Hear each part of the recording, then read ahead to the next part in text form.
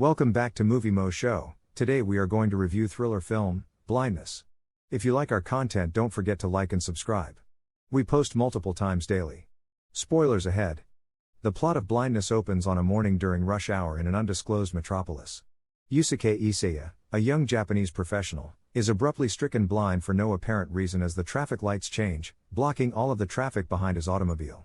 The Japanese man is contacted by a few concerned persons, one of whom, Don McKellar, offers to drive him home while the other irate drivers honking horns create a scene. As they continue to drive away, the man who has become blind describes his new condition as an expanse of brilliant white that seems like he is swimming in milk. When the Japanese guy promises his rescuer that he would be okay waiting there for his wife to return, the rescuer immediately leaves with the car keys and takes the vehicle. They eventually arrive at the Japanese man's posh apartment. Later that day, when the Japanese man's wife, Yoshino Kimura, returns home and discovers her husband is blind, she brings him to the neighborhood ophthalmologist, Mark Ruffalo, who after examining the man's eyes finds nothing wrong with his vision and advises additional testing at a hospital. Danny Glover, an elderly guy with a black eye patch, Alice Braga, a woman with heavy glasses, and Mitchell Nye, a little child are some of the doctor's patients. Later that night, after being struck blind as well, the auto thief abandons the Japanese man's vehicle and flees along the street. The doctor speaks with his devoted wife, Julianne Moore, over dinner about the peculiar case of the Japanese man's abrupt blindness. After a visit to a John at a posh hotel, the woman with the dark glasses, who was later identified as a call girl, becomes the third victim of the odd blindness somewhere in the city. The doctor wakes up the following morning to discover that he has now become blind, which causes him even more anxiety because he may have infected his wife as well. However, she rejects his attempts to keep her at a distance and assures him that she will be safe. More people start going blind in other parts of the city, which spreads terror. As a result, the government sets up a quarantine for the blind at a nearby abandoned institution. In order to take him into isolation when a hazmat crew arrives to pick up the doctor, his wife jumps into the van with him while pretending to be blind as well. The doctor and his wife are the first visitors to the asylum, and they both decide to keep her sight a secret. The Japanese couple, the car thief, the small boy, and the woman with the dark glasses also show up. The Japanese man and the car thief at first start fighting, but the doctor pulls them apart and essentially takes charge of the ward. The Japanese man is then reunited with his wife, who has a sudden handicap and nearly goes catatonic. The elderly man with the eye patch then introduces himself to the doctor's wife, who is still able to see. He narrates the state of the world outside. Hundreds of cases of the mysterious white sickness, which causes sudden blindness, are now being recorded daily. By this time, the totalitarian government is so desperate that it turns to ever more cruel tactics to try to stop the epidemic.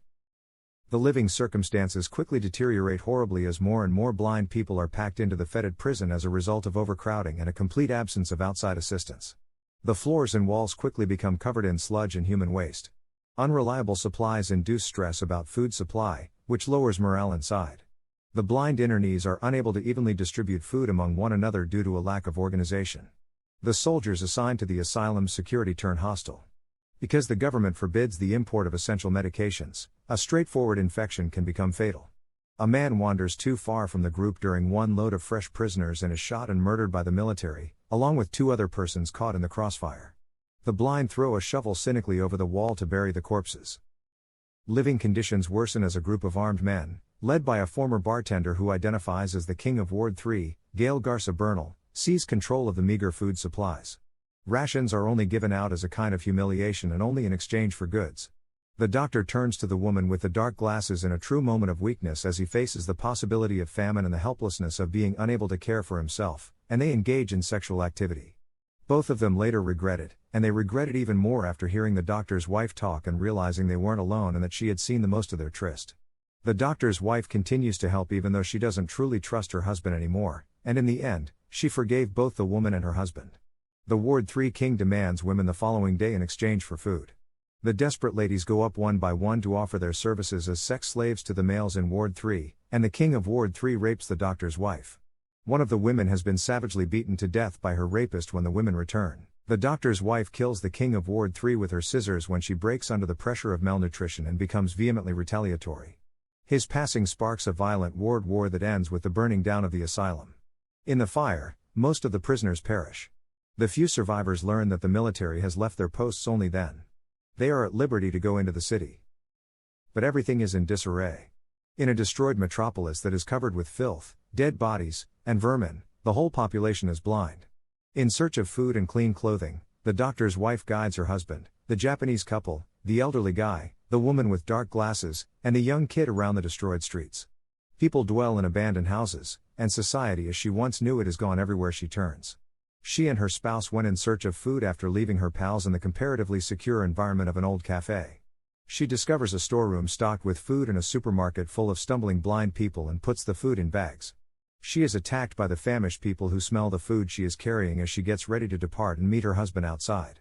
After saving her, her husband, who is accustomed to living with his blindness, helps them get back to their friends. At some point, the doctor and his wife with their new family return to the doctor's home and make it their permanent residence. The doctor's wife has sincerely pardoned her husband for sleeping with the woman with the dark glasses, and he makes love to her while telling her that he can actually see her through touch when they are together like this. The Japanese guy regains his sight one morning, just as the family is settling into their new way of life.